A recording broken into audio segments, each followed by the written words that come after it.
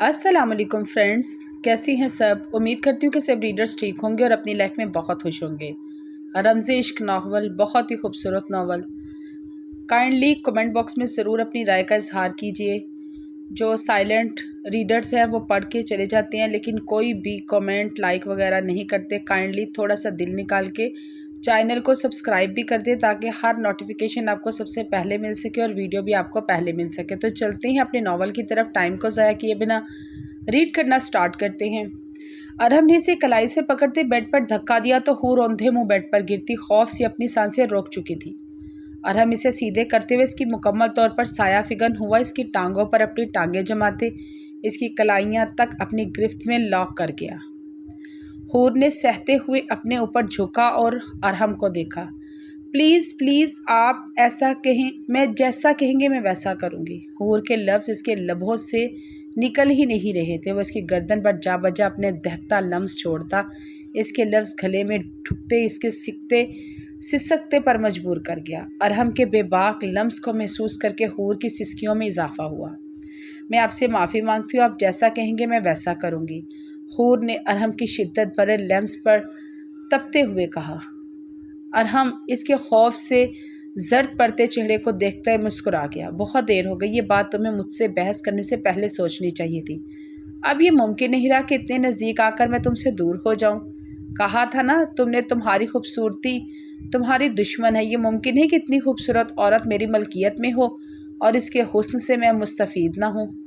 میں تم پر رحم نہیں کھا سکتا کیونکہ مجھے تم پر رحم آتا ہی نہیں۔ ارہم کی آنکھوں میں شدید سرخی تھی جسے دیکھتے ہی حور کی آنکھیں خوف سے مزید پھیلی۔ جانتی ہو میں ساری رات کہاں تھا؟ ارہم نے اس کی کلائیوں پر اپنا دباؤ بڑھایا تو حور نے درد سے سسکی روکتے ہوئے سر نفی میں ہلایا۔ مجھے کیسے پتا ہوگا آپ کہاں تھے؟ تم نے تو ساری رات سکون سے سوتی رہی۔ ارہم نے ایک ہاتھ بہت نرمی سے اس کے گال پر بہتے آنسو صاف کیے۔ حور اس کے نرم لمس پر مزید خوفزدہ ہوئی۔ اس سنگدل شفاق انسان کی نرمی بھی کسی سختی سے کم نہ تھی۔ میں اس ٹھنڈی قہر برستی رات میں ساری رات سڑکوں پر اپنی بیٹی کو تلاش کرتا رہا۔ جتنی بے بسی اذیت ذلت میں اپنی زندگی میں تمہارے آنے کے بعد محسوس کی کبھی نہیں کی۔ ارہم کے کانوں میں پھنکارتے اس کے کان کی لو اپنے لبوں سے کاٹ گیا۔ پلیز مجھے معاف کر دیں، حور نے ایک بار پھر سے خوف سے کپکپاتے لبوں سے اپنے اوپر جھکے بے رحم سے درخواست کی، جس کے بدن سے اٹھتی چنگاریوں سے اس کا پورا وجود جھلس رہا تھا۔ اس کے برف سے لہجے کی ٹھنڈک اپنی رگوں میں اترتی محسوس ہو رہی تھی۔ اسے اپنا خون تک منجمد ہوتا محسوس ہو رہا تھا۔ اپنا حکم عدولی پر میں تمہیں شفافیت سے بھرپور سزا دینا چاہتا تھا، مگر گھر میں مہمانوں کی موجودگی کی وجہ سے تمہاری بچت ہو گئی۔ مگر کوئی بات نہیں، بہت موقع آئیں گے۔ جب تم میرا حق ادا کرتے میری ضرورت کا سامان بنو گی تو تمہیں سزائیں ملتی رہے گی۔ حور ارہم خان زادہ کی باتوں پر تڑپتے ہوئے رو پڑی۔ خبردار، یہ آنسو مزید بیوی ہو میری، تم اپنی مرضی سے نکاح کیا ہے مجھ سے، اب یہ رونا کیسا؟ حق ادا کرو میرا۔ ارہم دھاڑا تو حور نے ہچکیاں لیتے ہوئے اپنے آنسو روکے۔ ارہم اس کے گالوں سے بہتے آنسوؤں پر اپنے لب رکھے اور کمبل خود پر اوڑھے بہت نرمی سے حور کو خود میں سمٹ گیا۔ کمرے میں گونجتی حور کی دبی دبی سسکیاں اس بات کی گواہ تھی کہ ارہم خان زادہ کی نرمی بھی وہ سہن نہیں سکتی۔ درخشاں نے بہارے کو روٹی بیلتے ہوئے حیرت سے دیکھا، جس کا روٹی کا ساتھ دور دور کوئی تعلق نہیں لگ رہا تھا۔ توے پر ڈالتے ہوئے روٹی کا نقشہ پہلے سے بھی زیادہ بگڑ گیا تھا۔ یہی حال چولہے پر رکھی جانے والی چائے کا بھی تھا، جسے چائے کے علاوہ سب کچھ کہا جا سکتا تھا۔ بہارے نے کڑائی میں چمچ چلاتے ہوئے چمچ کڑاہی میں زور سے پٹخا تو بہارے کی کلائی میں پہنی چوڑیاں بھی زور سے کھنک کر اٹھی۔ درخشاں نے بہارے کے خوبصورت چہرے پر نگاہ ڈالی جو غصے کی حدت سے سرخ ہو رہی تھی۔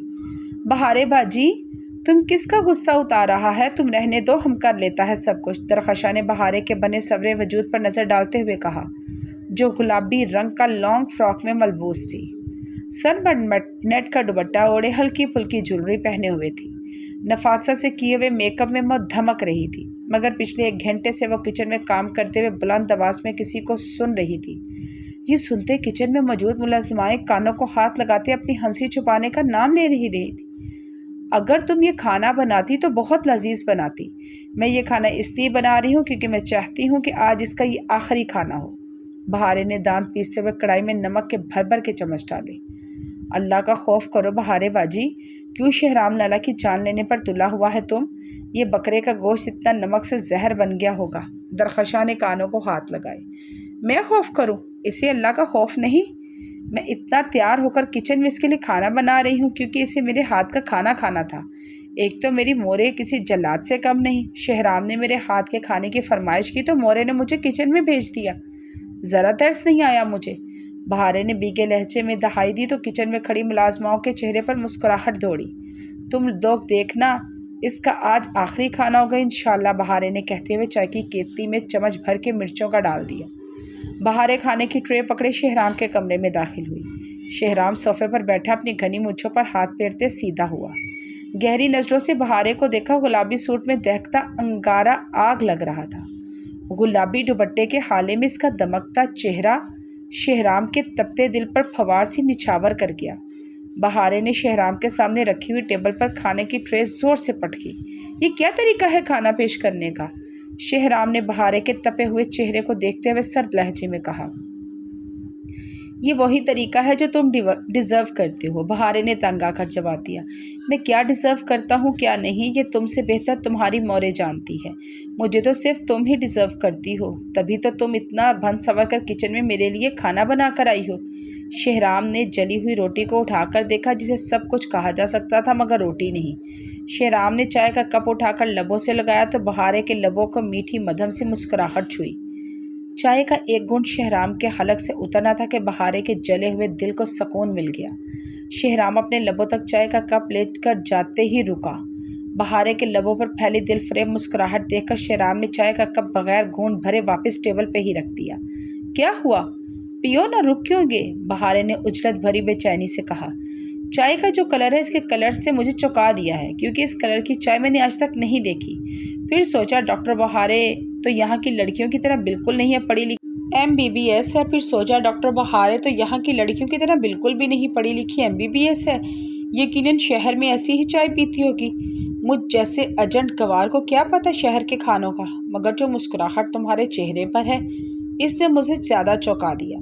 مجھے دیکھ کر تمہارے نک چڑے چہرے پر مسکراہٹ آ جائے ناممکن، کچھ تو گڑبڑ ہے، شہرام نے عجیب سے لہجے میں کہتے ہوئے اپنی مونچھوں کو ہاتھ پھیرا۔ گڑبڑ چائے میں نہیں شہرام، گڑبڑ تمہارے دماغ میں ہے۔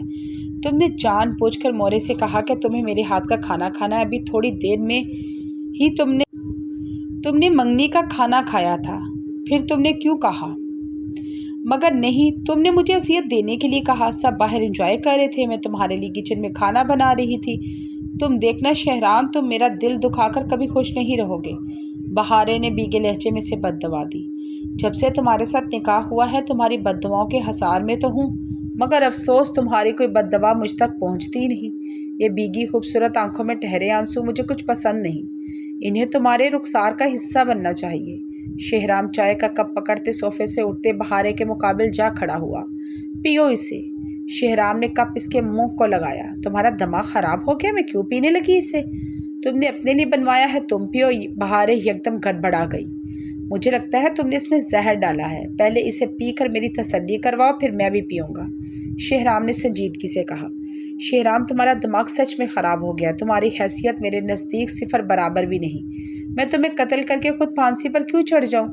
ڈاکٹر بہارے نے ابھی بہت کچھ کرنا ہے، بہارے نے ناک چڑھایا۔ ڈاکٹر بہارے پھانسی پر نہیں چڑھنا چاہتی، مگر شہرام خان زادہ تو چاہتا ہے کہ ڈاکٹر بہارے ہر وقت خود کو سولی پر لٹکا محسوس کرے، اسی لیے تو تمہاری رخصتی کروا رہا ہوں تاکہ اس کمرے میں میری پناہ میں رہو، میں تم تڑپ تڑپ کر مر جاؤ، شہرام نے ٹھنڈے پرسکون لہجے میں کہتے ہوئے کپ واپس ٹیبل پر رکھا۔ بہارے کو کلائی سے کھینچ کر اپنے سینے میں بھینچا۔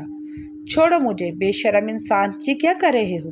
شہرام کے بھینچنے کے انداز پر بہارے کا رنگ سرخ پڑا۔ اپنا حق استعمال کر رہا ہوں اور کیا کر رہا ہوں؟ شہرام نے مزید اسے اپنے سینے میں بھینچا تھا، بہارے اس کے سینے کا حصہ بنتی اس کی دھڑکنوں کو سنتے ہی سرخ پڑ گئی۔ تمہیں احساس دلا رہا ہوں کہ میں تمہارا شوہر ہوں اور تم میری بیوی ہو، جب جب میرے پاس آیا کرو اپنی زبان کو تالا لگا کر آیا کرو، مگر تمہاری اپنی زہریلی زبان کے جوہر میرے سامنے ضرور ظاہر کرنے ہوتے ہیں۔ شہرام نے اور بھی سختی سے بہارے کو خود میں بھینچا۔ بہارے کے بنائے ہوئے کھانے سے زیادہ اس کے چہرے پر پھیلی ناگواری نے شہرام کا اشتعال میں اضافہ کر دیا۔ شہرام مجھے چھوڑو، بہارے شہرام کے حساب میں بری طرح بڑبڑائی۔ ٹھیک ہے چھوڑ دوں گا، پہلے چائے کا کپ ختم کرو۔ شہرام نے بہارے کے کمر کے گرد اپنی حصار کو اور مضبوط کر لیا۔ شہرام کی قربت میں بہارے کی سانسیں رک رہی تھی، اسے خود میں بھینچتا جا رہا تھا۔ ٹھیک ہے شہرام چھوڑو مجھے، میں چائے پینے کو تیار ہوں، بہارے نے اس کے حصار میں مچلتے ہوئے کہا۔ میری باہوں میں رہنے سے زیادہ تمہیں یہ چائے پینا بہتر لگا۔ شہرام کے چپتے لہجے میں کرب کی آمیزش تھی۔ یہ تو صرف بدمزہ چائے ہے، مجھے یقین ہے کہ تم مجھ سے جان چھڑوانے کے لیے زہر بھی پی سکتی ہو۔